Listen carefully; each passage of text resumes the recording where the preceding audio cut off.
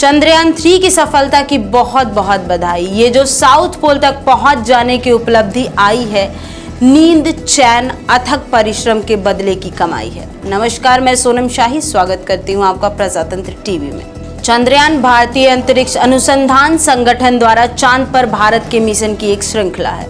यह भारत का एक बहुत ही महत्वपूर्ण अंतरिक्ष मिशन है। अच्छा, आपको क्या लगता है आखिर चंद्रयान 3 से क्या हासिल होगा इंडिया को? क्या बस लैंडर को चांद की सतह पर पहुंचाना हमारा मात्र मकसद था? आपको बता दें, ऐसा बिल्कुल भी नहीं है। भारत को इस मिशन से बहुत कुछ हासिल होने वाला है।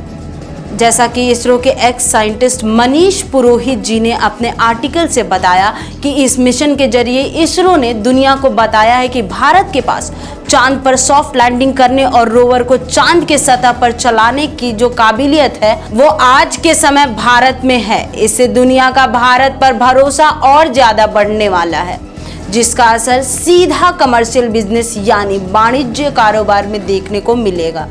जैसा कि आप सबको पता है, हमने चंद्रयान 3 LVM-3 से लॉन्च किया है, जो कि एक हैवी लॉन्च व्हीकल है। अब इस व्हीकल की काबिलियत भारत ने दुनिया को दिखा दी है। दुनिया के सभी देश इसमें रुचि भी रखते हैं और अभी कुछ समय पहले ही अमेज़न के मालिक जेफ बेजोस ने अपने कंपनी ब्लू ओरिजिन के कमर्शियल स्पेस एक्टिविटी के लिए LVM-3 के इस्तेमाल में दिलचस्पी दिखाया है, जिससे कमर्शियलाइजेशन ऑफ बिजनेस में बढ़ोतरी होगी। दूसरी चीज, हम लोग अभी साउथ पोल पर उतरे हैं।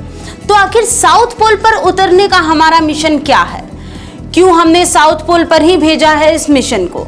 तो आपको बता दें, चंद्रमा के पोलर रीजन अलग इसलिए हैं क्योंकि यहाँ पर कई ऐसे हिस्से हैं जहाँ सूरज की रोशनी नहीं पहुँचती।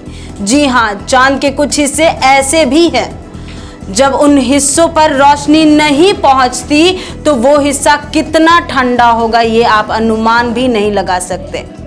वैसे हम आपको बता दें, वहां का तापमान -200 डिग्री से भी नीचे देखने को मिलता है।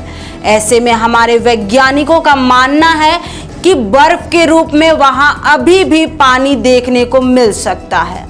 जैसा कि आपको पता है, 2008 में जब चंद्रयान 1 भेजा गया था, उस मिशन ने हमें चांद पर पानी की मौजूदगी की सूचना दी थी।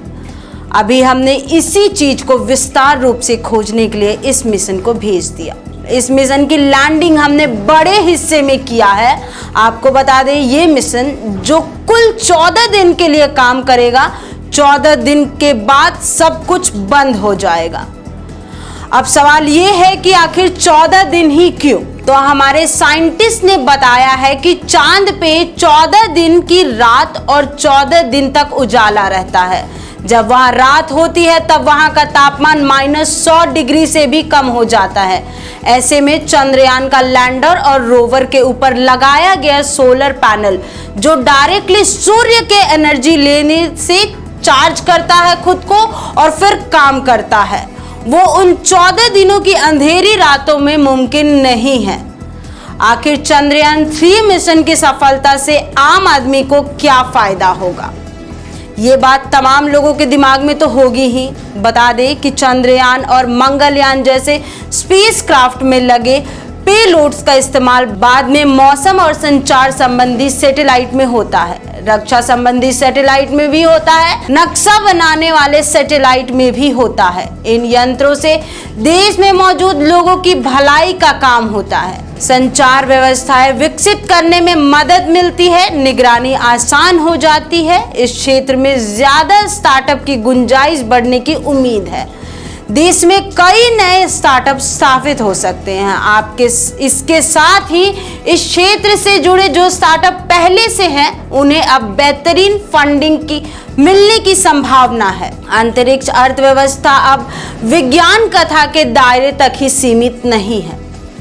रिपोर्ट से पता चलता है कि वैश्विक अंतरिक्ष अर्थव्यवस्था 2023 में 546 बिलियन अमेरिकन डॉलर तक पहुंच गई है। भारत अपने महत्वाकांक्षी प्रयासों के साथ इस तेजी से विकास में महत्वपूर्ण भूमिका निभाने के लिए तैयार है। चंद्रयान 3 की सफलता भारत के अंतरिक्ष अर्थव्यवस्था में महत्वपूर्ण योगदान दे सकती है। यह बढ़ावा रोजगार सृजन को प्रेरित कर सकता है, निजी निवेश को प्रोत्साहित कर सकता है और साथ ही देश के अंतरिक्ष तकनीकी परिस्थिति के तंत्र के विकास को बढ़ावा दे सकता है। धन्यवाद। ऐसे ही तमाम खबरों के लिए बने रहें हमारे साथ।